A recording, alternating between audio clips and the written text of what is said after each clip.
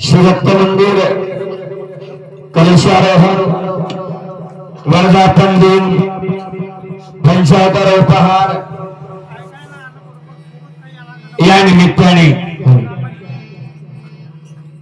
या कार्यक्रमासाठी उपस्थित असलेले वंदनीय पूजनीय सर्व संत महंत आचार्य गणांना साष्टांग प्रणाम करतो। ज्यांच्या कुशल मार्गदर्शनाखाली हा कार्यक्रम संपन्न होत आहे ते परम श्रद्धेय परमपूजनीय परमादरणीय आचार्य श्री विश्वनाथ बाबाजी, त्याचप्रमाणे परमपूजनीय परमादरणीय परमश्रद्धेय ज्येष्ठ बंधू खंबाळकर बाबाजी, चंद्रपूर आणि गडचिरोली जिल्ह्याचे अखिल भारतीय महानुभाव परिषदेचे अध्यक्ष परमश्रद्धेय आचार्य श्री दिवाकर बाबाजी, परमपूजनीय परमादरणीय परमश्रद्धेय आळसपूरकर बाबाजी, अजून उपस्थित सर्व वंदनीय संतगण, माफ करा मला सगळ्यांची नावं माहीत नाहीत। आणि नेमकंच आमच्या गडचिरोली आणि चंद्रपूर जिल्ह्याचे सचिव म्हणून ज्यांची नेमणूक करण्यात आली ते परमपूजनीय परमादरणीय तपस्विनी गीताताईजी महानुभाव, त्याचप्रमाणे या ठिकाणी उपस्थित असलेली सर्व संतगण, सर्वांना विनम्र भावे दंडवत करतो। मला या ठिकाणी साथ देण्यासाठी महानुभाव संप्रदायातील सुप्रसिद्ध कीर्तनकार, प्रवचनकार, आदरणीय श्रद्धेय आणि आपल्या सर्वांना परिचित असलेले दादाराव जीवके, त्याचप्रमाणे उमरेड येथील सर्व भजनी मंडळाचं सगळ्यांनी एकदा टाळ्या वाजवून त्यांचं अभिनंदन करूया। गोष्ट अशी आहे की मी नेहमी राष्ट्रसंत तुकडोजी महाराजांच्या भजनावर आणि वारकरी संप्रदायाच्या तुकोबारायांच्या अभंगावर कीर्तन करतो। मानव पंथापेक्षा वारकरी संप्रदाय आणि गुरुदेव सेवा मंडळाचे लोकच मला जास्त बोलवतात। उमरेडची भजनी मंडळी कीर्तनाला साथ देण्यासाठी आणि असं ऐकल्यावर मी म्हटलं मी कीर्तनाला येतो आणि अतिशय सुंदर असा योग या ठिकाणी आणलेला आहे। आपण कसे सुंदर बसले आहात। 2च मिनिटात जर सांगितलं की आता पंक्ती बसवायच्या तर काहीच अडचण नाही, सगळे बरोबर बसलेले आहेत। 2च मिनिटात जर तुम्हाला झोपा म्हटलं तर तुम्ही झोपायच्या सुद्धा तयारीनं जागेनं बसलेली आहे। म्हणजे किती सुंदर तुमची बैठक झालेली आहे।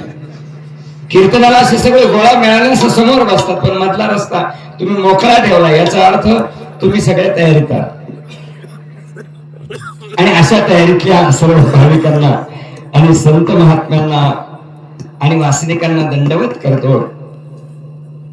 850 किलोमीटरचं अंतर पार करून मी तुमच्यापर्यंत पोहोचलो आहे। सलग 21 तास मी बोलत होतो। नाशिक जिल्ह्यामध्ये येवला तालुक्यामध्ये माझी भागवत कथा होती। सलग 21 तास, 7 दिवस 3 तास दररोज कथा, सात्विक 21 दिवस, काल्याचे 2 तास प्रचंड बोलत होतो। आणि तिथूनही निघाल्यानंतर नाशिकहून निघालो, भोकरला आलो, बॅग फेकली, दुसरी बॅग घेतली, कपडे फेकले, दुसरे घातले आणि दिवाकर बाबांनी मला ओढून काढून इथपर्यंत आणलं। मला वाटलं आता लसनपूरलाच जाऊन कीर्तन करायचं आहे, तर काही नाही, आरामच आहे। त्यांनी मध्येच गाडी वळवली शंदोळ्याकडे। तिथे गेल्यानंतर मला कोण गप्प बसू देत, तिथे मला 2 तास बोलावं लागलं। आणि त्यानंतर प्रचंड प्रवास, भाविकांची मी पालखीमध्ये त्या मिरवणुकीमध्ये सहभागी व्हावं, विश्वनाथ बाबांच्या जवळ बसावं, आमच्या दिवाकर बाबांच्या जवळ बसावं, खंदारकर बाबांच्या जवळ बसावं असं सगळ्यांना वाटत होतं, पण मी बसण्याच्या काबिलच नव्हतो, म्हणून मी पळून गेलो, दूर जाऊन उभं राहिलो। पालखी गेल्यानंतर आलो, बोरकर भाऊंच्या घरी आराम केला। मला त्यांचं पूर्ण नाव माहित नाही, तिथे आराम केला। खूप चांगलं स्वागत त्यांनी केलं आणि फ्रेश थोडंसं झालो, बरं वाटायला लागलं। थोडा माझा घसा बसलेला आहे, पण माझी हिंमत, माझं ध्येय, माझी उत्सुकता बसलेली नाहीये। आणि म्हणून तुमच्या सगळ्यांच्या चेहऱ्याकडे पाहिल्यानंतर मला असा आनंद वाटतो आहे की हा आनंद या ठिकाणी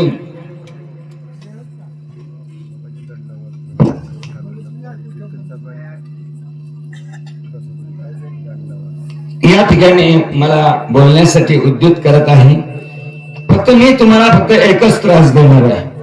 त्रास म्हणजे काय उठून नाचायला लावणार नाही.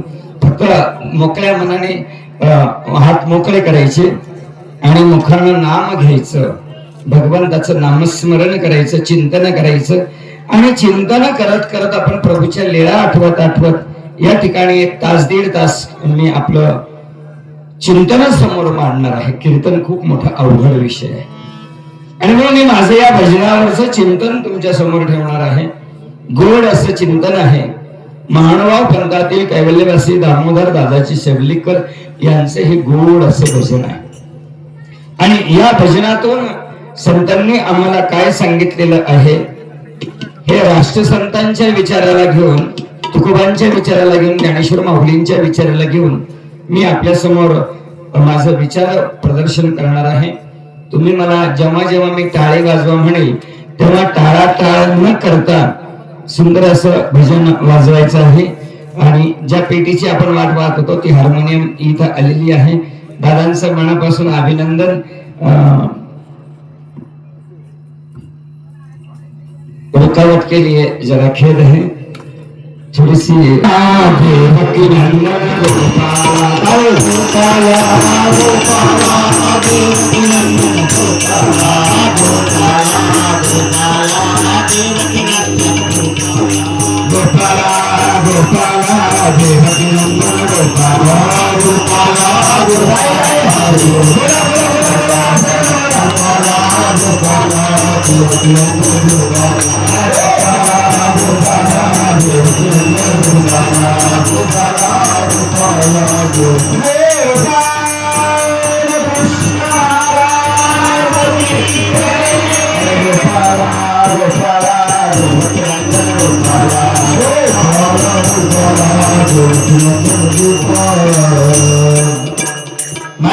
आपल्या सेवेला जे घेतलेलं भजन आहे ते दामोदर कवींचं भजन आहे. या भजनातून संत आम्हाला असा आवाज डबल आहे नको, सिंगल आवाज थोडा. या भजनातून संतांनी आम्हाला भक्ती सांगितलेली आहे. परमेश्वराचा आनंद ज्यांना पाहिजे आहे, परमेश्वर ज्यांना मिळवायचा आहे, परमेश्वराच्या स्वरूपामध्ये ज्यांना विलीन व्हायचं आहे त्यांनी भक्ती केली पाहिजे. किती गोड आहे. आणि म्हणून भक्ती म्हणजे नेमकं काय, कशाला म्हणायची भक्ती, भक्ती केल्यानं काय प्राप्त होतं, भक्त म्हणजे नेमका काय, भक्ती म्हणजे नेमकं काय, भक्त कसा असतो कसा नसतो, या सगळ्या गोष्टींचा विचार संतांनी या भजनामध्ये मांडलेला आहे. मानवाच्या जीवनामध्ये सगळेजण आपण सुखाची अपेक्षा करणारे आहोत, बरोबर आहे की नाही. प्रत्येकाला सुख पाहिजे आहे. कोण आहे इथं, कोण आहे इथं की ज्याला दुःख पाहिजे आहे का कोणी. नांदेडून आणले थोडस कॅरी बॅग मध्ये म्हणून म्हटलं कोणालाच नको. ज्ञानवानी ज्ञानेश्वरी मध्ये असं म्हटलं, मजलागे दुःख व्हावे ऐसे कोणी भावेना जीवे. माझ्या वाट्याला दुःख आलं पाहिजे असं कोणी म्हणतो का. भावानं काढलेलं कर्ज सुद्धा भाऊ तूच काढलं तूच फेड, आम्ही त्याच्यात वाटेकरी नाही. दुःखाला कोण वाटेकरी होणार आहे. आणि म्हणून सगळ्या माणसांना सुखाची अपेक्षा आहे. काही माणसं कीर्तनाला बसताना सुद्धा सुखाची जागा पाहून बसतात. बाबा कीर्तन पटलं तर बरं, नाही तर उठून जाता येतं अशा जागेवर बसतात. काही माणसं कीर्तनाला असं बसतात की बस तंबाखू पण घोटता आली पाहिजे, पिचकारी पण मारता आली पाहिजे अशा जागेवर बसतात. प्रत्येक जण वेगवेगळ्या पद्धतीने बसतात. प्रत्येकाला सुखाची अपेक्षा आहे, त्याला सुद्धा सुखाची अपेक्षा आहे. आणि म्हणून सुख सगळ्यांना हवं आहे. काय झालं तिकडं, बरं बरं बरं बरं जाऊन उठवा. काही नाही, काही झालेलं नाही, काही चिंता करू नका. गोपाला गोपाला गोपाला गोपाला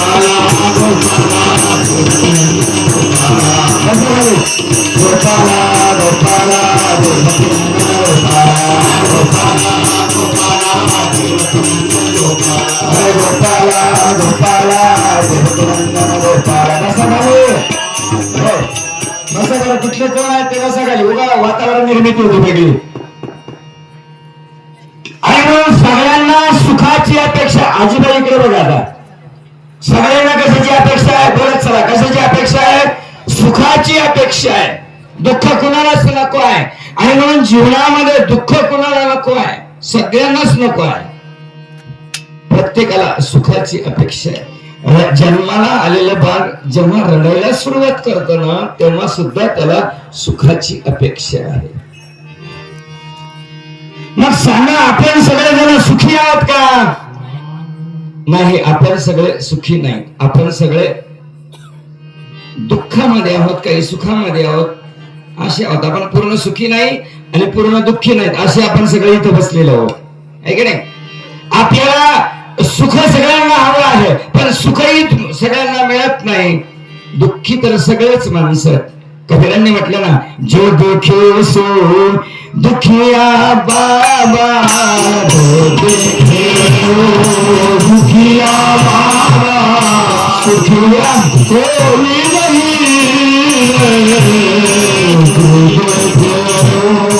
दुखिया बाबा, दुखिया कोई नहीं,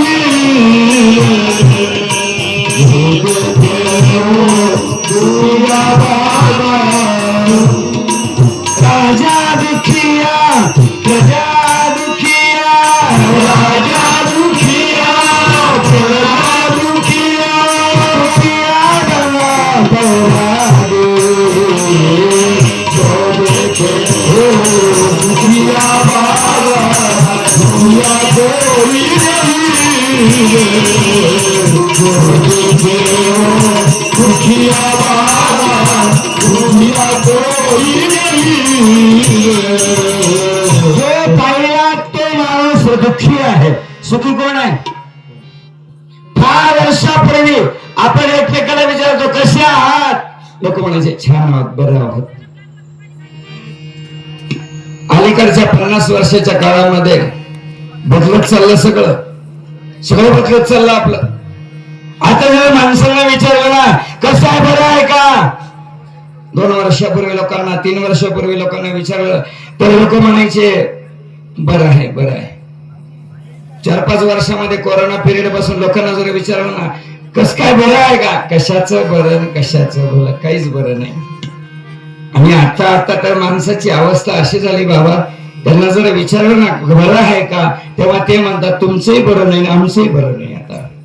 आता कोणाचंच कोणाला बरं वाटत नाही. अवस्था बदलत चालली आमची, सुखाची अपेक्षा बदलत चालली. आणि मग दुःख म्हणजे नेमकं काय, सुख म्हणजे नेमकं काय? आमच्या देवाला, सर्वज्ञ श्री चक्रधर प्रभूंना आम्ही जर विचारलं, देवा सुख म्हणजे नेमकं काय, दुःख म्हणजे नेमकं काय, आम्ही सुखाच्या मागे लागलो आहोत. कशाच्या मागे लागलो? सुखाच्या मागे लागलो. आणि म्हणून देव म्हणाले तुम्ही सुखाच्या मागे सुद्धा लागू नका. निर्तुल सर्व दुःख, ज्याच्यामध्ये केवळ दुःखच भरलेलं आहे ते दुःख आहे. परंतु ज्याच्यामध्ये थोडस दुःख आहे, थोडस सुख आहे, दुःखाचं प्रमाण जास्त झालं की आपण त्याला दुःख म्हणतो, आणि सुखाचं प्रमाण वाढलं त्याला आपण सुख म्हणतो. साखर गोड आहे, साखर गोड आहे, आणि गोड आहे म्हटलं की आम्हाला सुख वाटतं. पण ती साखर पुन्हा पुन्हा पुन्हा खात राहिलो की माणसाला मुंग्या लागायला लागतात, हे की नाही? ते साखरेच्या शुगरच्या रूपाने ती बाहेर येते आणि ते दुःख निर्माण होतं. जीवनामध्ये सगळी माणसं आपण दुःखी आहोत. आणि म्हणून स्वामी म्हणाले तुम्ही सुखाच्या मागेच लागू नका, कारण सुखाला विरुद्धार्थी शब्द आहे. काय अर्थ आहे सुखाला? विरुद्धार्थी शब्द काय? दुःख. दुःख. आणि दुःखाला विरुद्धार्थी शब्द सुख. सुख आहे.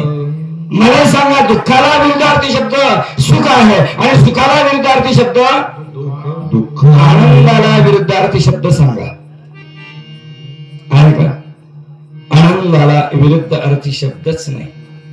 आणि म्हणून निर्वचन निरूपणामध्ये, निर्वचन प्रकरणामध्ये स्वामींनी परमेश्वराला आनंद तो म्हटलेला आहे. तो आनंदमय आहे. या संसारामध्ये फक्त आनंद देणारा भगवान परमात्माच, परमेश्वरच आनंद देऊ शकतो. जीव जीवाला आनंद देऊ शकत नाही. जीव दुःखी आहे. जीव अनंत जन्मामध्ये दुःख भोगत आहे आणि परमेश्वर तो आनंदमय आहे. आणि म्हणून आनंदमय असलेल्या परमेश्वराची भक्ती करण्यासाठी संतांनी आम्हाला सांगितलं किती भक्ती करणं गरजेचं आहे. आणि तो परमेश्वर प्राप्त करून घ्यायचा असेल तर काय करावं लागेल? भक्ती भाव आमच्या हृदयामध्ये असला पाहिजे. राष्ट्रसंतांनी सुद्धा एका भजनामध्ये असं म्हटलंय, भक्ती विना उद्धार नाही कुणाचा, भक्ती उद्धार नाही कुणाचा, भक्ती विना उद्धार नाही कुणाचा, जीवाचा जीवाचा जीवाचा जीवाचा, भक्ती विना उद्धार नाही कुणाचा, भक्ती उद्धार नाही कुणाचा, भक्ती उद्धार नाही कुणाचा. ये ऐकाना संत पुरावे, ये ऐकाना संत पुरावे, अनुभव घ्यावे, अनुभव घ्यावे, अनुभव घ्यावे, अनुभव घ्यावे. शांती सुखाचे आग्रह करे, आपण करावे तुझ्या पावे, कोणी पास यमाचा यमाचा, भक्ती विना उद्धार नाही कुणाचा, भक्ती उद्धार पाहिजे मनाचा, भक्ती विना उद्धार नाही कुणाचा. राष्ट्रसंतांनी सांगितलं की बाबा रे, भक्तीशिवाय उद्धार होणार नाही. आम्हाला आमचा उद्धार करून घ्यायचा असेल तर भक्ती म्हणजे नेमकं काय हे आम्हाला समजलं पाहिजे. भक्ती हा संस्कृत शब्द आहे. भज धातूपासून याची निर्मिती झालेली आहे. आणखी खोलात जायची गरज नाही. भज म्हणजे काय? भज म्हणजे प्रेम करणे. आता प्रेम म्हणजे काय हे तुम्हाला सांगायची गरज नाही. गरज आहे? प्रेम म्हणजे काय हे सांगायची गरज नाही. आईच्या मुलावर असलेलं प्रेम, बापाचं मुलावर असलेलं प्रेम, पतीचं पत्नीवर असलेलं प्रेम, मुलांचं आईवर असलेलं, भावावर असलेलं प्रेम म्हणजे प्रेम. हेच प्रेम भगवंतावर अर्पण करणे म्हणजे भक्ती करणे. किती सोपं आहे. आपण भक्तीला उगाच गोंधळून जातो. भक्ती करायची म्हणजे अरे बापरे लय अवघड आहे, लय खूप कठीण आहे, आपल्याला ते जमणार नाही. नाही, अजिबात नाही. तुम्ही प्रार्थनेमध्ये म्हणता ना, त्वमेव माताच त्वमेव बंधूच त्वमेव विद्याद्रविणं त्वमेव सर्वमेव. बस आईचं असलेलं प्रेम, बापाचं असलेलं प्रेम, बहिणीवर असलेलं प्रेम, बस हेच प्रेम भगवंतावर अर्पण करणे म्हणजे भक्ती करणे. किती सोपं आहे, किती सोपं आहे. आपल्या घरामध्ये असलेलं जे प्रेम आहे हे प्रेम भगवंतावर अर्पण करणं म्हणजे भक्ती करणं. इतकी सोपी भक्ती. आम्ही जर आमच्या स्वामींना विचारलं, देवा अहो सांगा ना आम्हाला भक्ती म्हणजे काय, तर स्वामी सोप्या सूत्रामध्ये आम्हाला सांगतील, प्रेम बोलीजे भक्ती बोलीजे, प्रेम भक्ती विन कलियुगात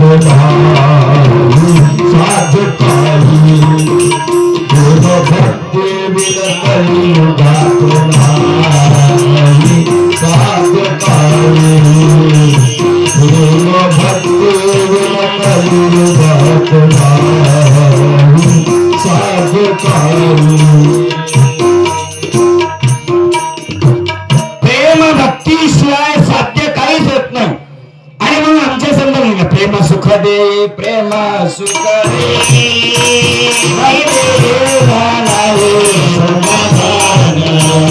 प्रेम सुख दे,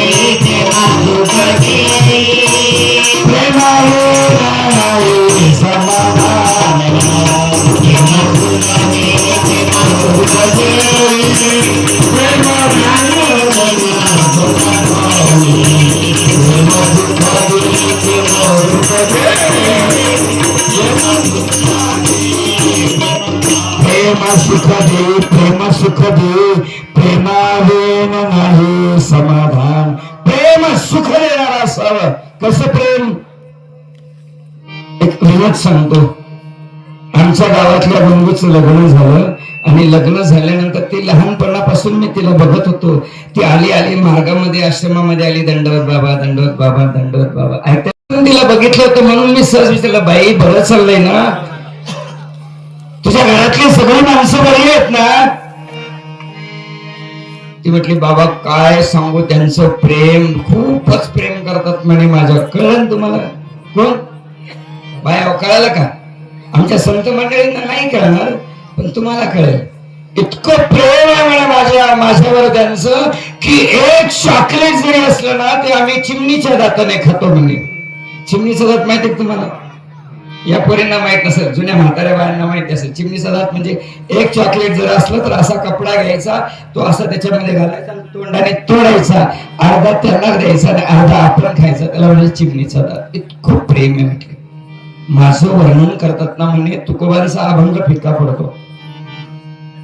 तुकोबांचा रूप पाहता लोचनी अभंग फिक्का पडतो, इतकं वर्णन करतात. म्हणलं सांग ना मला, मी लसणपूरला जाणार आहे, कीर्तनामध्ये सांगेल म्हटलं कसं तुझं प्रेम आहे.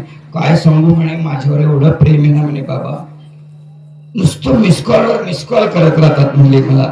म्हटलं अगं ते दलिंदर आहे, त्याच्याकडे बॅलन्स नाही म्हणून ते मिसकॉलवर मिसकॉल मारतोय तुला. नाही ना म्हणे बाबा, माझ्याशी बोलतात ना, इतकं बोलतात ना, एक एक घंटा बोलत राहतात. म्हणलं फोन कोण करतो? म्हणे मीच करते. म्हणलं मग त्याला का रोग आला का बोलायला? म्हटलं इतकं वर्णन करतात म्हणले माझं, इतकं वर्णन करतात. माझ्या चेहऱ्याचं वर्णन जर ते करायला लागले तर इतकं सुंदर वर्णन करतात. तुझा मुखडा म्हणजे चंद्राचा मुखडा असल्यासारखा म्हणले, चंद्रासारखीच दिसते म्हणे तू. मी तिच्याकडे बघितलं, म्हणलं ही मातीत जर पडली ना ढेकळामध्ये तर दातामुळेच ओळख होईल ना, ती ओळखूच येणार नाही. म्हणलं अजून काय वर्णन करतात? म्हणजे भुवयांचं वर्णन करतात. किती सुंदर आहे तुझ्या भुवया, इंद्रधनुष्यासारख्या तुझ्या भुवया. भुवया कशासाठी दिल्या देवाने आपल्याला? डोळ्यामध्ये कचरा जाऊ नये म्हणून त्या भुवया आम्हाला दिलेल्या आहेत. पण बायांनी त्याला कुरू कुरू कुरू कुरू सत्यानाश करून टाकला. वर्णन करतात ओठ, म्हणजे ओठाचं वर्णन करतात. गुलाबाच्या पाकळीसारखे तुझे ओठ आहे, दात म्हणजे हिऱ्याच्या नगदंत पंक्तीसारखे आहेत म्हणले. इतके सुंदर वर्णन करतात म्हणले माझं. छान छान, चांगली गोष्ट. तू पापण्या म्हणले इंद्रधनुष्यासारख्या, डोळे हरणासारखे, गाल सफरचंदासारखे, असं वर्णन करतात म्हणे. 4-6 महिन्यानंतर पुन्हा आली. म्हणलं आता बरं चाललंय का तुझं? म्हणजे बाबा कशाचं बरं, नुसतं म्हैसच म्हणतात म्हणे मला, आता काही पुस्तक म्हणतच नाही. आपलं प्रेम बदलत जातं. आपलं प्रेम कसं बदलत जातं? आपल्या प्रेमामध्ये स्थित्यांतर आहे, आपल्या प्रेमामध्ये बदल होत जातो. लहान मुलगा पाहिला, गोरा गोमटा गुटगुटीत आहे, चिमचिम पायामध्ये चाळ घातलेली आहे, नाचतो आहे, खेळतो आहे, तुम्हाला पटकन वाटतं त्याला उचलावून मुका घ्यावा.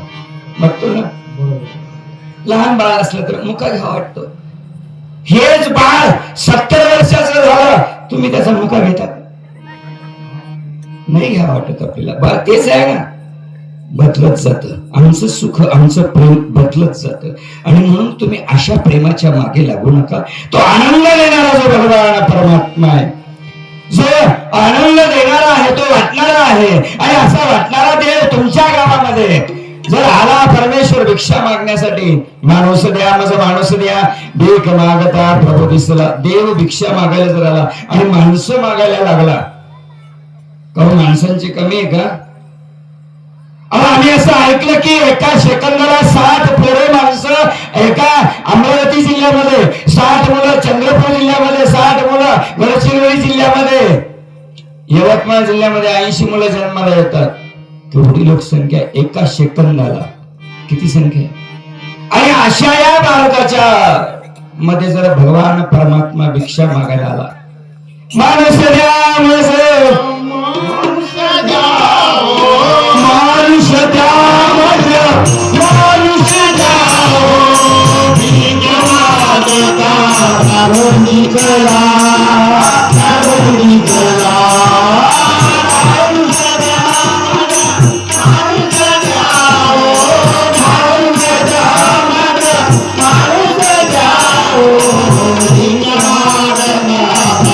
Nicola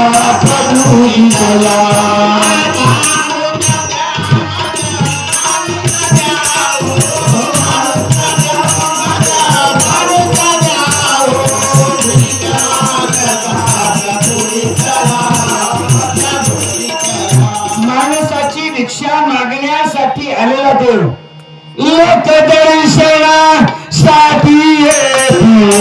देव दिसावा म्हणूनिया, देव दिसावा म्हणूनिया, देव म्हणे माझा माणसाला दिशे, देव म्हणे माझा माणसाने देवता माणसा असला असला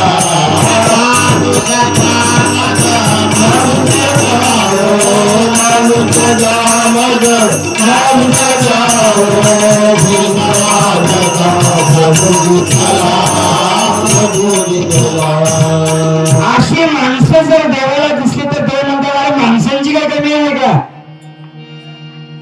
माणसं खाप आहेत किंवा माणसाचं शरीर धारण केलं म्हणजे माणूस होत नाही. लक्षात ठेवा, माणूस होत नाही.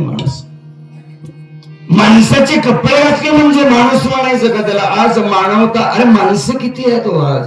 एसटी स्टँडवर गर्दी संपत नाही, रेल्वे स्टेशनवर गर्दी आहे, सरकारी दवाखान्याचा तिथे गर्दी आहे, कुठं गर्दी नाही. तिकडे जर गेलात तुम्ही शौचालयाकडे, तिथे सुद्धा लाईन लावावं लागते. किती गर्दी आहे, कुठं गर्दी नाही हो. सगळ्या ठिकाणी गर्दी आहे. माणसं कमी आहेत का? माणसं कमी नाही. आता कंटाळलेला सुनबाया म्हणतील बरं झालं माणूस माणसाला मागायला आला, देव माणसाला मागायला आला.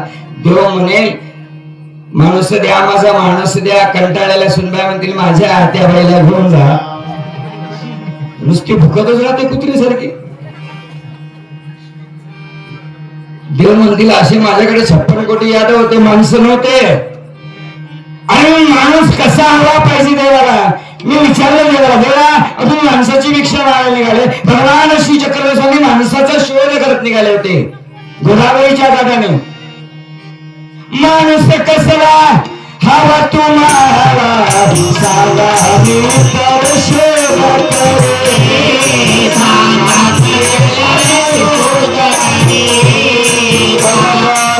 प्रभू के प्रभाने, प्रभू के प्रभाने असला असला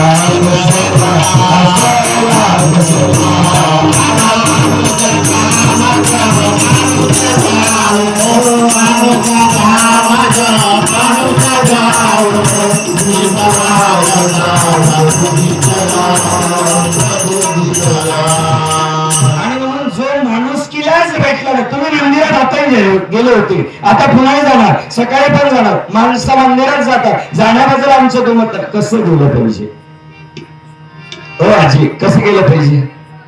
मंदिरात तुम्ही जाताना मंदिराच्या अलीकडेच लिहिलेलं असतं कृपया चप्पल येथे काढा, लिहिलेलं असतं ना. आता ज्याची नवी असते त्याला खूप वाईट वाटतं, कोण्या चांडाळानं लिहिलं असेल असं. बरं लिहिलं तर लिहिलं, बरं असं तर लिहावं का नाही? कृपया चप्पल येथे काढा, ज्याची नवी असेल त्याने आत घेऊन जावं. माणसं मंदिरात जातात, मंदिरात गेल्यानंतरही बाजारात गेल्यासारखं वागतात. मागणी करणारा भक्त देवाला आवडत नाही. सारखं सारखं मागत असणारा माणूस तुम्हाला आवडतो? आवडतो का? नाही आवडत तुम्हाला. चुना द्या ना, थोडासा थोडस तंबाखू द्या ना. किती वेळा द्याल तुम्ही? मागणारा माणूस कुणालाच आवडत नाही. आणि म्हणून देवाकडे जात असताना मागायची काय गरज आहे? तो जर सर्वज्ञ आहे त्याला मागण्याची काय गरज आहे? तो आनंद कंद आहे, त्याला मागण्याची काय गरज आहे? त्याने तर तुमच्या उद्धारासाठी आणि आमच्या उद्धारासाठीच अवतार घेतला ना. राहुलांच्या पायी गाले, सावळांच्या पायाला गंगातीर धन्य झाला. एकच जण झाला. देवाला माणूस, माणसाला माणूस बनवायचं होतं, भक्त बनवायचं. भक्त जो आहे ना, तो भक्त जो देवावर प्रेम करतो असा भक्त पाहिजे. आपण मागणीच मागत असतो. देवाकडे गेले की हात जोडतात माणसं, देवा काही काही माणसं तर इतके नंबरी आहेत ना, पुजाऱ्याकडूनच सुपारी घेतात, त्याच्याकडूनच पानं घेतात आणि मग त्याच्यावर पैसे ठेवायचे म्हटले खिशात हात घालतात. आता घालून पाहू नका, घरी गेल्यावर खिशात हात घातलं की किती छान कळतं माणसाला. या बोटांमध्ये काय जादू आहे मलाही कळाली नाही. किती सुंदर आहे हे बोट. हे बोट इतके सुंदर आहेत की असे वागतात. ते किती ठिकाणी वागतात? 3-4 ठिकाणी वागतात. हे बोट जर असे वाकलेच नसते, असेच राहिले असते तर लोकांची कापसं आपल्याला चोरता आले असते का? की नाही, चोरता नसते आले आपल्याला. लोकांच्या संत्र्या चोरून आणता आले नसते आपल्याला. लोकांचं सोयाबीन चोरून आणता आलं नसतं. अशी वागतात. हे आता जेव्हा खिशामध्ये तुम्ही घालता ना, कळतं माणसाला. माझ्या हातामध्ये 10 रुपयाचा डॉलर आला आहे, कळतं माणसाला. 5 रुपयाचा आला ते सोडून देतो, 2 रुपयाचा आला तो सोडून देतो, रुपयाचा आला तोही सोडून देतो, आठवणे हातामध्ये येतात तेही सोडून देतो. जुने पैसे होते बघा, या आजीला बघितले असते, चौकोनी पैसे होते. किती पैसे माहिती तुम्हाला? चौकोनी पैसे होते. 5 पैसे. मग ते 5 पैसे विड्यावर ठेवायचे. बाबा हात लावा, बाबा हात लावा, बाबा हात लावा, बाबा हात लावा. पैसे किती? 5. आणि एवढा मोठा जय म्हणायचा. पुजाऱ्याला वाटलं पाहिजे नक्की 51 रुपये ठेवले काय की भक्तांनी. एवढा मोठा जय करताना देवाला हात जोडायचा, सांग देवा कर्ज काढले रे, विहीर खोदायला सुरुवात केली, पाणी लागू दे ना या 5 पैशामध्ये. 2-4 चैत्र पैसे झाले, मुलीचं लग्न जमत नाही, जमलं पाहिजे ना याच 5 पैशामध्ये. देव पैशाने विकत मागण्याचा आपण प्रयत्न करतो. देव पैशाने मिळतो का? मिळत नाही. संत काय म्हणाले? मणिनारी भाव म्हणे देवा मला पाव,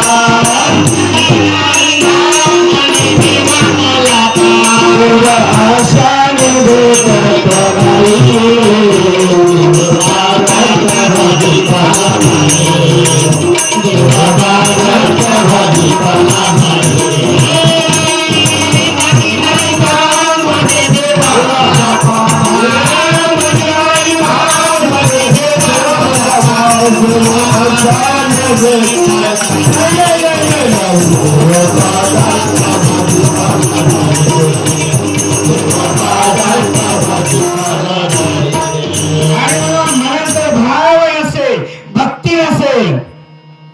तुम्हाला तो परमेश्वर मिळणार नाही. भजनाच्या पहिल्या चरणामध्ये तेच म्हटलं, भक्ती भावनसे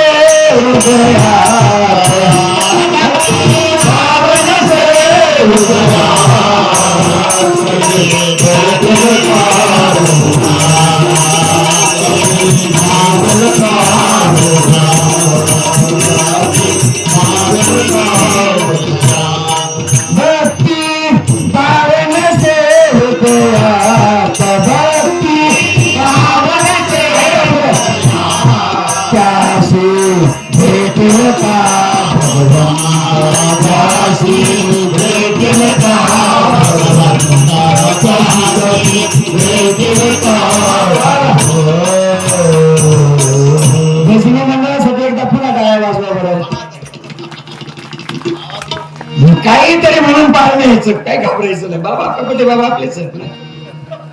एका ठिकाणी अंबाईला मी कीर्तनाला उभं राहिलो. वारकरी संप्रदायाचं मला नेहमी सात्याची सवय मला लागलेली आणि तिथे महानुभा पंथाची भजनी मंडळी बसली कीर्तनाला. मी भजन म्हणायला सुरुवात केली. मध्ये एक प्रमाण दिलं की देवाचा हा जो प्रचार आहे, हा प्रचार इतका वाढत गेला, रूप लावेले दावे त्याचा वेळ गेला गगनावरी.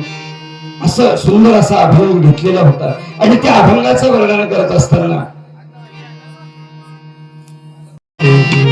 आपल्या ज्ञानेश्वरांनी हरिपाठामध्ये सांगितलं की नामामध्ये एवढी ताकद आहे. किती आहे? नाम संकीर्तन साधन पैसोपे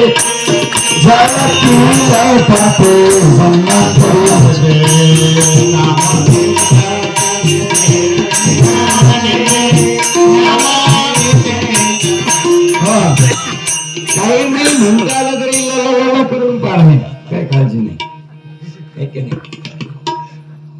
आमच्या गावातल्या गंगूबाईला तुम्ही गजर म्हणला नाही म्हणून सांगायची वेळ आहे, तुम्ही सांगत नाही. आमच्या गंगूबाईला टीव्ही पाहायचा खूप शौक होता. रविवारी महाभारत लागायचं. कधी लागायचं? महाभारत लागायचं. रविवारी महाभारत लागायचं. गंगूबाईने सगळा स्वयंपाक केला. वरण भात चपाती भाजी पोळी पापड बिपड लोणचं बिंचं सगळं रेडी करून ठेवलं. तेवढ्यामध्ये शेजारच्या बाईने आवाज दिला, कारण गंगूबाईच्या घरी टीव्ही नव्हता. आवाज लागला, ते महाभारत सुरू झालं ना. गंगूबाई टीव्ही पाहायला जाऊन बसल्या, पण जाता जाता तो दरवाजा बंद करायचं विसरले. गावामध्ये 2 बिलिंदर पट्टे होते बाबा. एकाचं नाव खंड्या होतं आणि एकाचं नाव नाऱ्या होतं. खंड्या नाऱ्याची जोडी, अशी जोडी होती ही. भलती नंबरी होती, इतकी नंबरी की बस कोणाचं घर उघडं दिसलं की त्याच्यात घुसायचं आणि चोरी करून पळून जायचं. पण यांना चोरी करायची तेवढी अक्कल नव्हती. चोरी करायची पण अक्कल नव्हती. आता समजा सोनाराच्या दुकानात चोरी करायला गेलं तर काय चोरावं? सोनं चोरावं की नाही? हे सोनाराच्या दुकानात गेले आणि रिकाम्या थम्सअपच्या बाटल्या घेऊन आले. असे जे गंगूबाईच्या दुकानात गेले आणि चोरी, आपला गंगूबाईच्या घरात गेले आणि चोरी करायला घुसले. चोरी करायची होती पण खमंग वास येत होता. वरणाला फोडणी छान दिलेली होती. भाजी वांग्याची मस्त मसाल्याची केलेली होती. पापड लोणचं बिंचं भात सगळं सगळं तयार झालं होतं. सगळं तयार झालं होतं. नाण्यानं सांगितलं खंड्याला की आता जेवण करून घेऊ, नंतर चोरी करू. नाही ते यांच्याकडे वेळ आहे का तेवढा? ताट घ्या, वाटी घ्या, तांब्या घ्या, पाठावर बसा, एवढा वेळ आहे का? नाही. भाताचं पातेलं घेतलं, त्याच्यामध्ये वरणाचं पातेलं ओतलं, जेवण सुरू केलं. जेवण इतकं छान होतं. तुम्ही होते जेवण त्या दिवशी? इतकं छान होतं जेवायला.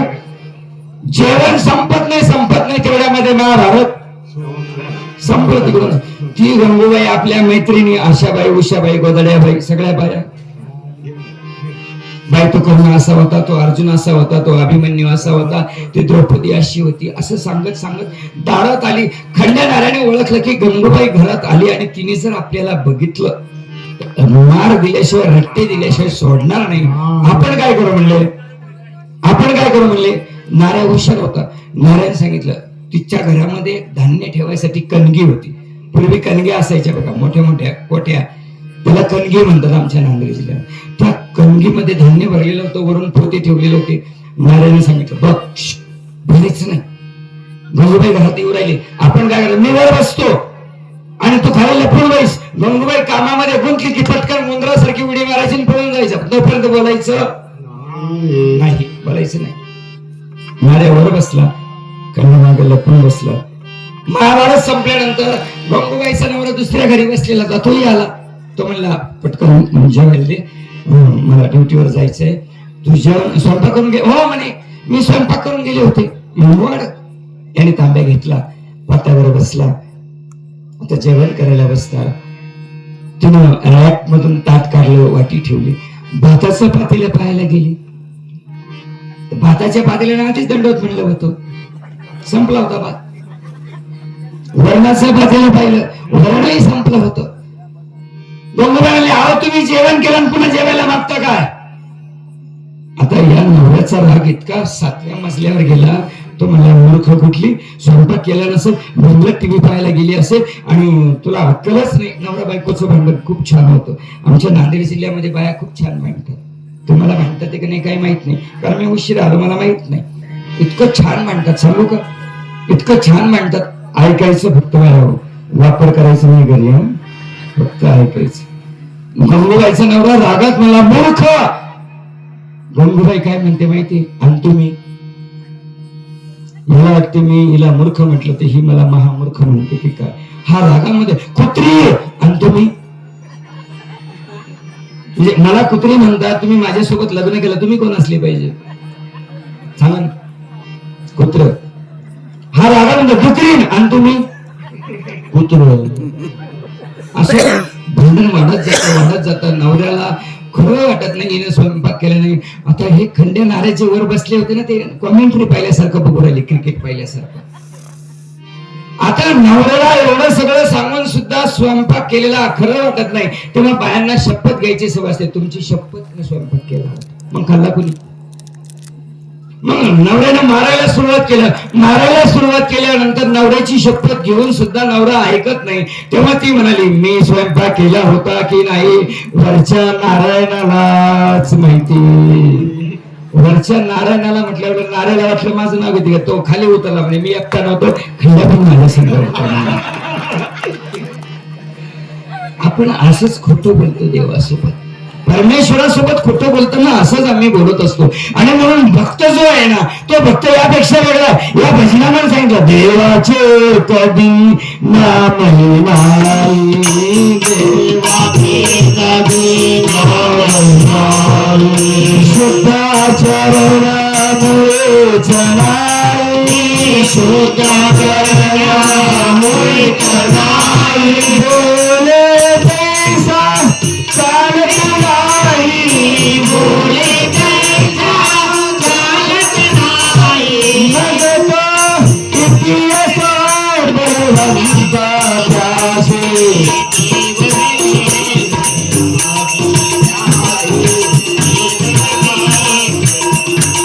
त्यासे भेटता भगवंता त्यासे भेटता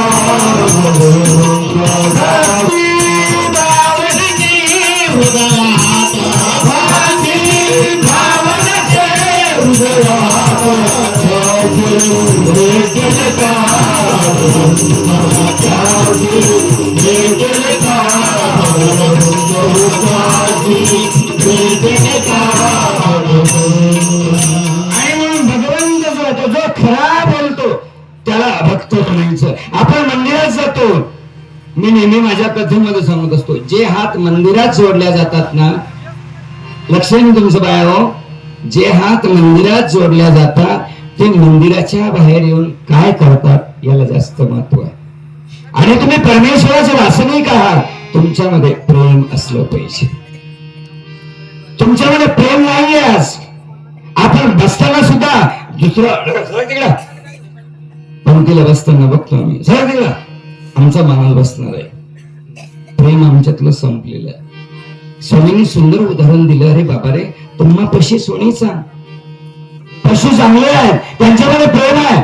स्वामींनी सांगितलं अरे एका कोठ्यातले बैल, एक एक कोटीचे बैल बांधते झुंजते तरी खुशीला खुसलून एकाच गोठ्यातले बैल शेतामध्ये चरायला जातात, एकमेकासोबत भांडतात, एकमेकाचे शिंग मोडतात. पण हेच बैल जेव्हा संध्याकाळी येतात ना, गोठ्यामध्ये जातात ना, तेव्हा गोठ्याचा दरवाजा लहान आहे, त्यांना कळतं एक बैल गेल्यानंतर दुसरा जातो, दुसरा गेल्यानंतर तिसरा जातो. तिथे लिहिलेलं असतं का बैलांनो रांगेत चालावे, लिहिलेलं असतं? एसटी मध्ये लिहिलेलं असतं रांगेत चढावे. तो याला ठोपर मारतो, त्याला कोपर मारतो, माणूस बसत राहतो. कुठे चाललो आपण? स्वामी म्हणाले तुम्ही अच्युत भक्ती गंगा तुम्हा परस्परे प्रीती निर्माण सत्कार करत आहेत आणि ती सचिव पदावरतीची नियुक्ती झालेली आहे. मला खूप अभिमान आहे. तरुण स्त्रियांनी तपश्चर्याने असंच पुढे येण्याची गरज आहे आणि पंथाची सेवा करण्यासाठी आता पुढे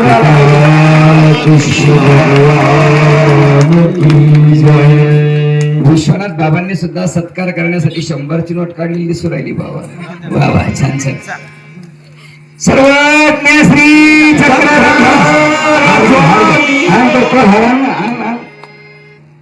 आणखी एक हार बाबा करणार का बाबा? हाय हार घाला.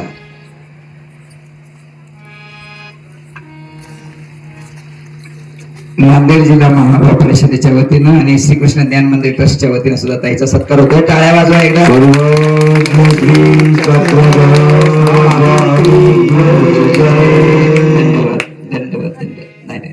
आणि म्हणून या ठिकाणी अतिशय आनंदाचा, आता तुम्ही एका देवाची लेकरं, एका परमेश्वराची लेकरं, आमच्यामध्ये प्रेम संपलेलं आहे.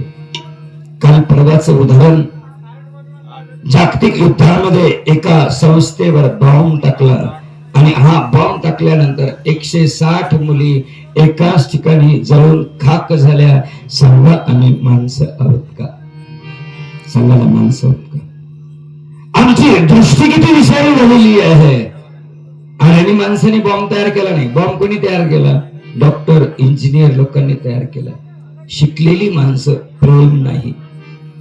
आणि म्हणून ज्ञान आणि प्रेम या दोन्ही गोष्टी भक्ताजवळ असतात. त्याच्याकडे ज्ञानही असतं की जो मला उद्धार करू शकणारा जो भगवान परमात्मा आहे तो माझा उद्धार करणार आहे, म्हणून मी त्याच्यावर प्रेम करतो. आज प्रेम संपलं. काल परवाची गोष्ट, यवतमाळची गोष्ट. मुलीचं लग्न झालं, नागपूरला मुलगी दिली, 8व्या दिवशी मुलगी रिटर्न आली परत. पप्पा मी नाही जाऊ शकत त्या घरामध्ये. का झालं बेटा? नाही ती माणसं नाही. काय झालं बाळा सांग ना. नाही बाबा मला त्या घरामध्ये नांदायला पुन्हा जायचं नाही. झालं का बाबा? लग्नामध्ये तुम्ही हुंडा कबूल केला होता, तो अर्धाच दिला, अर्धा द्यायचा राहिला. मला कोणी घरात बोलत नाही. मुलगा जावा, सासू सासरे चांगलं बोलत नाहीत. जावा सासरवास करायला. काय जावांनी सासरवास करा? काय बाई त्या लग्नात मला कोणी पापडच वाढणार नाही. आता या नवरीचं काय दोष त्याच्यामध्ये? ती मुलगी राहू शकत नाही. नवरा सासरवास करायला लागला, सोन्याची अंगठी घालतो म्हटलं ते घातली नाही. बापांना डोळ्यात पाणी आणून सांगितलं, बेटा कर्ज काढलं का तुझ्या लग्नासाठी? खूप कर्ज काढलं. आपलं शेवटी लोकांच्या मंडपावाल्याचे द्यायचे पैसे राहिले होते, बँडवाल्याचे पैसे द्यायचे राहिले होते. आपलं घर गहाण ठेवलं. आपण किरायाच्या घरात राहतो. तो 8व्या दिवशी परत आले. गल्लीतले लोक मला काय म्हणतील? लग्न झालेली पोरगी 8व्या दिवशी रिटर्न. गावातले लोक मला मान वर काढून चालू देणार नाहीत.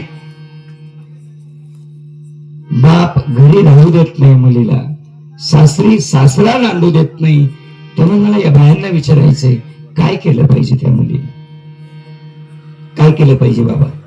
काय केलं पाहिजे हो? ती मुलगी जाते, चारणाचं वाकेल सोबत घेऊन जाते, गॅस तेल सोबत घेऊन जाते, अंगावर ओतून स्वतःला पेटवून घेते, जळून जाते. चंदनाची लाकडं जळाली तसं आमच्या देशातल्या मुली जळतायत. सांगा आम्ही माणसं आहोत का? सांगा आम्ही परमेश्वराचे भक्त बनण्याचे लायक आहोत का? आणि आमचं वागणं चांगलं नाही, आमची दृष्टी चांगली नाही, आमचं नजर चांगलं नाही, आम्हाला बोलता येत नाही, आम्हाला वागता येत नाही, आम्हाला बसता येत नाही. कसं आम्ही भक्त बनणार? देव म्हणाले, अरे जो भक्त असतो ना, महात्मेनी प्रिय भक्तया व्हावे. गोड बोलता आलं पाहिजे, चांगलं बोलता आलं पाहिजे. तुम्ही सगळ्यांशी चांगलं बोला ना. आमच्या गावातला नाम्या इतका विचित्र ना, बोलता विचित्र. त्याला जर समजा कुणी सोयरिकीला लग्नाला कार्यक्रमाला बोलवलं नाही ना, तर नाम्याचं सगळं बिघडलं. तो त्या घरात कोणताच कार्यक्रम चांगला होऊ देत नाही. नाम्या मारुतीच्या पारावर बसलेला असतो. पाहुणे आल्यानंतर नमस्कार कुठे चालले? सखाराम पाटला. कस काय? त्याच्या मुलाची सोयरीक आहे. असं का? असं आहे. बरं तुम्ही त्यांच्याकडे चालले? मला बोलवलं नाही. जाऊ देतो, सोयरीक होऊ देतो, म्हणून तो वाट पाहत राहतो त्यांची. आल्यानंतर पुन्हा नाम्या त्या मारुतीच्या पारावर, झाली सोयरीक? नमस्कार सोयरीक झाली. मुलाला हुंडा किती दिला? 25 लाख रुपये. 25 लाख रुपये त्या पोराला. लोक म्हणतात काय झालं? नाही तुम्ही 25 लाख रुपये त्याला हुंडा दिला. नाम्या बोलतोय कुणाला? पाहुण्यांना. 25 लाख रुपये त्या पोराला हुंडा दिला तुम्ही? बरोबर. पाहुणे विचारतात का बरं? नाही त्याला थोडे झटके येतात असं मला माहिती आहे, म्हणून म्हटलं. आता होईल का ती सोयरीक? जमाल का सोयरीक? तुम्ही तरी द्याल का मुलगी तुमची? नाही देणार. बिघडून जातं माणसांना बोलता येत नाही. आपण जर एखाद्या माणसाला बोललो ना, काय चाललं? आमच्या गावातल्या नाम्याला विचारलं काय चाललं? काही नाही. बसला का? नाही नाचू राहिले म्हणतो. बोलता सुद्धा येत नाही.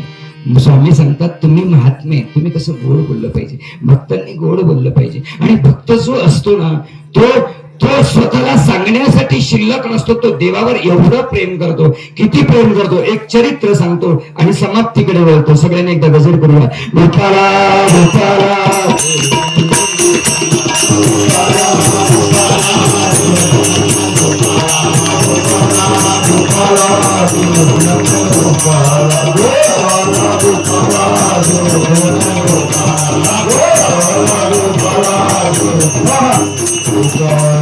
जेवणापासून 1 तासापासून आम्हीच म्हणतो, तुम्ही का नाही म्हणत?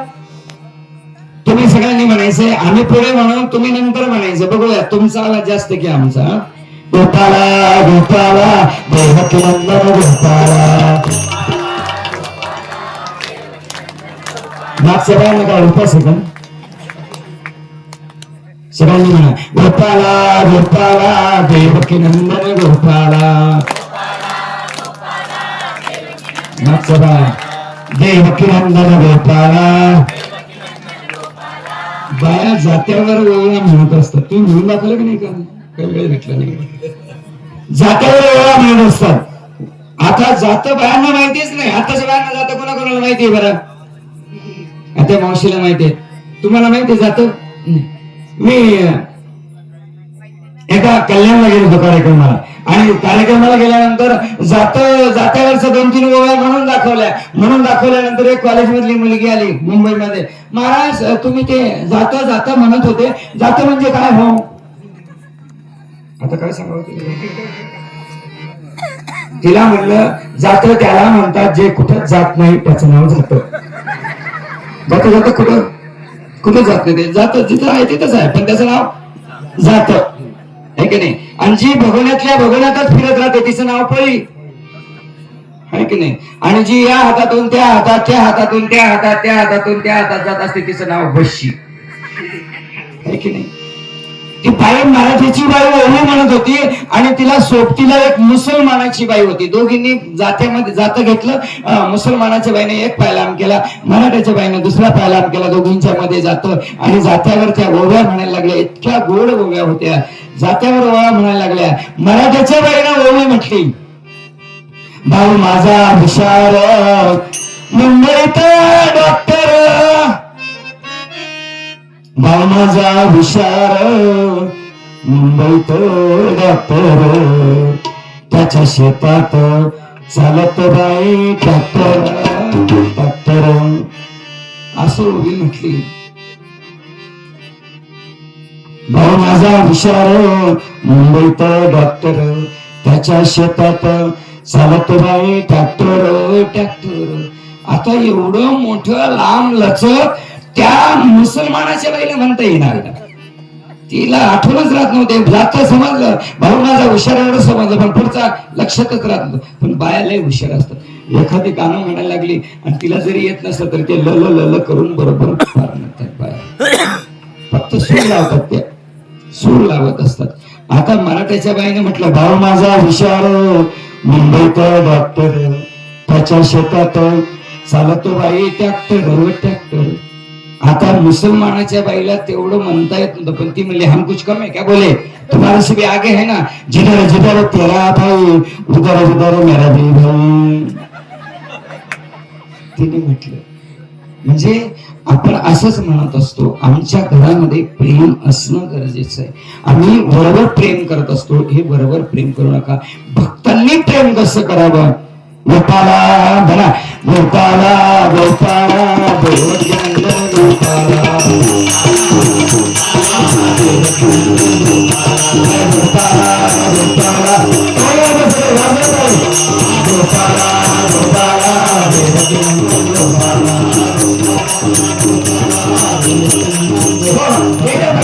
परमात्मा गोपाल कृष्ण परमात्मा अर्जुनाला घेऊन निघाले, सोबत निघाले. अर्जुन म्हणाला देवा तहान लागली, मला पाणी प्यायचंय. देव म्हणला आता जंगलामध्ये कुठं पाणी? देवाला माहिती होतं की याचा अहंकार आपल्याला कमी करायचा. अर्जुन देवा मला तहान लागली, मला पाणी द्या. ते म्हणले पाणी इथं कुठं? आणखी देवाने चालवलं. ऐकते ना मावशी. पुढे गेल्यानंतर देवाने सांगितलं बघ ती दूर झोपडी दिसते ना, ज्या अर्थी तिथे झोपडी आहे त्या अर्थी तिथे पाणी असेल. अर्जुन चल आपण नाही मला पाणी प्यायचं नाही. कुणाला पाणी प्यायचंय? अर्जुन गेला. कोणतरी बोलतोय का तिकडं? हा अर्जुन गेला. ए भैया थोडस हळू पण.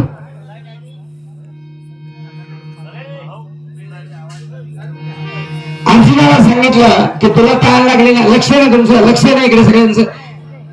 अर्जुनाला तहान लागली. अर्जुनाला सांगितलं जा तिथे झोपडी आहे, त्या झोपडीमध्ये पाणी आहे. अर्जुन गेला. तिथे एक 80-85 वर्षाची म्हातारी हातामध्ये कृष्ण कृष्ण कृष्ण कृष्ण कृष्ण भजने मन रंगले, कृष्ण भजने मन रंगले, कृष्ण भजने मन रंगले, देव बाल विसरोनी गे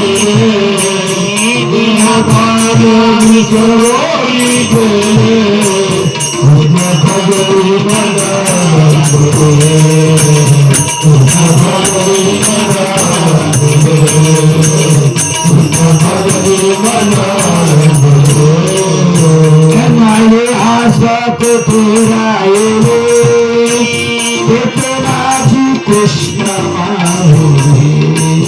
माहुरी आशा कुठे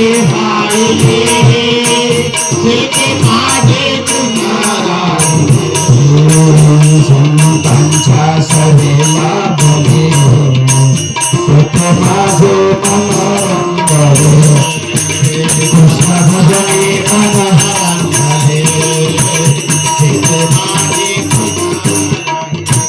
आजी गेला म्हातारी तिथे नामस्मरण करते कृष्ण कृष्ण कृष्ण कृष्ण